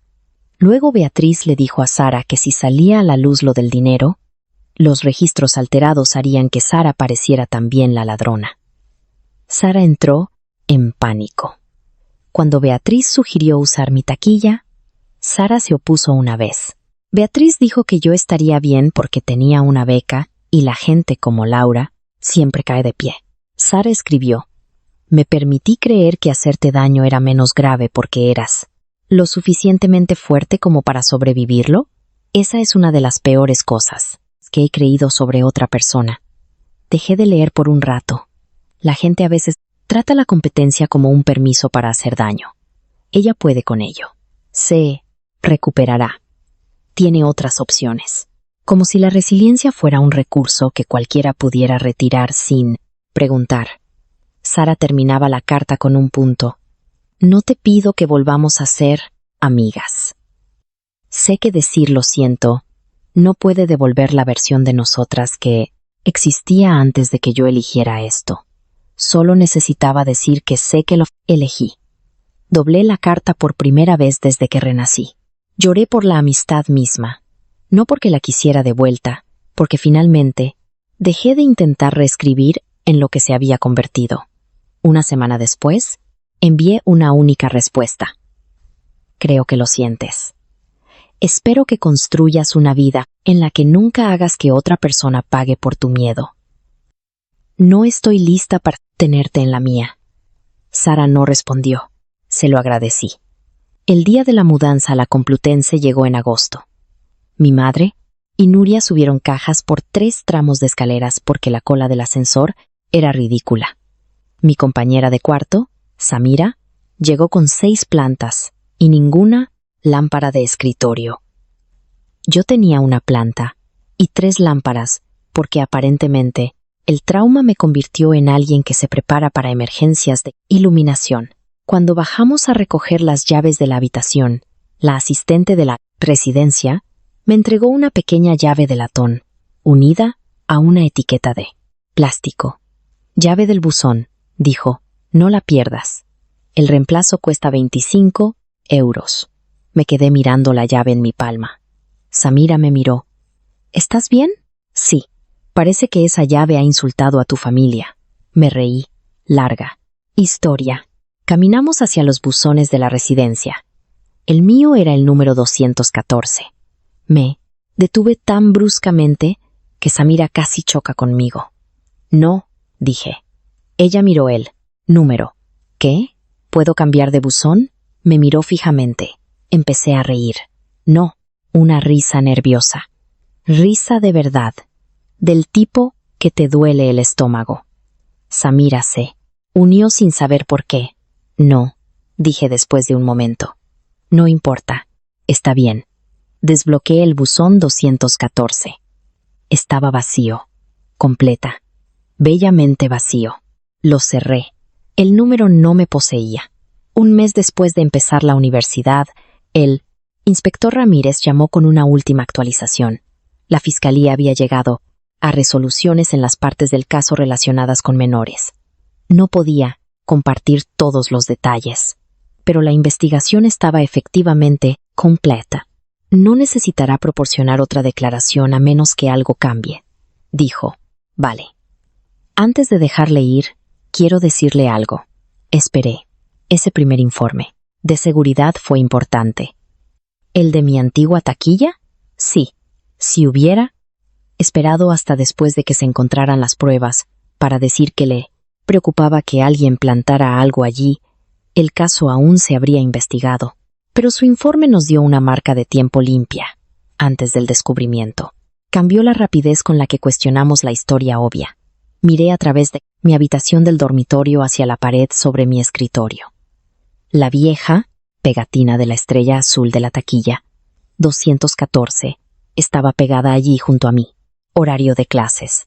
Bien, dije. La mayoría de la gente duda en denunciar algo cuando aún no tienen pruebas porque temen sonar dramáticos. Yo casi lo hice. Me alegro de que no lo hiciera. Después de la llamada, me senté en mi escritorio durante mucho tiempo. En mi primera vida, había creído que el desastre comenzó cuando la policía abrió mi taquilla. No fue así. Comenzó antes, en momentos más pequeños. Cuando Sara pedía prestada mi llave tan a menudo que el acceso parecía no tener sentido. Cuando ignoré lo extraño que era que Beatriz quisiera saber dónde guardaba las cosas. Cuando las preocupaciones de Elena fueron desestimadas porque la graduación estaba cerca y los adultos querían que el año terminara tranquilamente. Cuando Sara eligió alterar una hoja de cálculo porque las mentiras parecían temporales. Cuando Beatriz aprendió que cada persona a su alrededor absorbería una pequeña concesión para mantener las cosas fáciles. Para cuando la taquilla se abrió, la trampa se había construido a través de docenas de decisiones. Y también mi escape. Una reasignación de taquilla, un formulario sellado, un video de un estante vacío, una conversación incómoda con seguridad antes de que pudiera probar por qué era importante. Una decisión de no decirle a Sara mi nuevo número de taquilla solo porque la amistad siempre había hecho el acceso automático. Ninguna de esas elecciones pareció dramática cuando las hice. Esa era la cuestión. Los límites rara vez parecen heroicos en el momento. A veces parecen groseros, paranoicos, inconvenientes, antipáticos. A veces la persona que pide acceso se reirá y preguntará ¿por qué estás siendo rara? A veces llamarán a tu precaución una acusación. A veces incluso tú te preguntarás si estás reaccionando de forma exagerada. Pero un límite no requiere que otra persona esté de acuerdo en que es razonable. Solo requiere que sepas qué pertenece a tu lado de la puerta. Al final de mi primer semestre, volví a casa para las vacaciones de invierno. El instituto estaba organizando una campaña benéfica navideña y mi madre quería donar abrigos. Pasamos juntas por la secretaría. El pasillo estaba vacío. No tenía ninguna razón para ir por él. Fui de todos modos. La taquilla 214 había sido asignada a un estudiante de primero. La estrella azul había desaparecido. Por supuesto. Una nueva pegatina cubría la puerta. Una rana de dibujos animados con una corona. Sonreí. La taquilla se había vuelto ordinaria de nuevo. Eso sé. Sentía bien. El director Herrero me vio al salir. ¿La universidad te trata bien? Sí. ¿Alguna taquilla sospechosa? Lo miré, fijamente. Él sonrió. Demasiado pronto. Mucho. Ambos nos reímos. Luego se puso serio. ¿Sabes? La agente Campos cambió la política de acceso a las taquillas. ¿Por lo que pasó? ¿Cómo? Los estudiantes tienen que firmar para sacar llaves temporales. Las tarjetas maestras ahora generan alertas. Las reasignaciones eliminan automáticamente los nombres antiguos de todos los registros visibles. Eso es bueno. Debería haber sido así antes. Agradecí que dijera, debería, no podría. Nos despedimos. Fuera, mi madre esperaba, junto al coche. Había empezado a nevar ligeramente sobre el aparcamiento. Metí las manos en los bolsillos de mi abrigo y sentí un pequeño borde de papel, doblado. El antiguo formulario de reasignación. Había llevado una copia en mi cartera durante meses. Antigua taquilla, 214. Nueva taquilla, 387. Fecha de entrada en vigor, 22 de mayo, 8:30 a.m. Durante mucho tiempo se había sentido como la prueba que me salvó. ahora se sentía como algo más. Un registro de la primera y elección que hice después de recuperar mi vida. No me enfrenté a Beatriz, no le rogué a Sara que me eligiera. No esperé a que la trampa se cerrara para poder demostrar lo injusta que era. Me moví. Eso fue todo.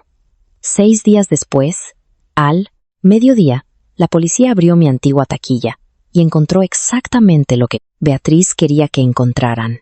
El dinero, la tarjeta llave, el teléfono, todo, dispuesto para contar una historia limpia, una historia terrible sobre mí.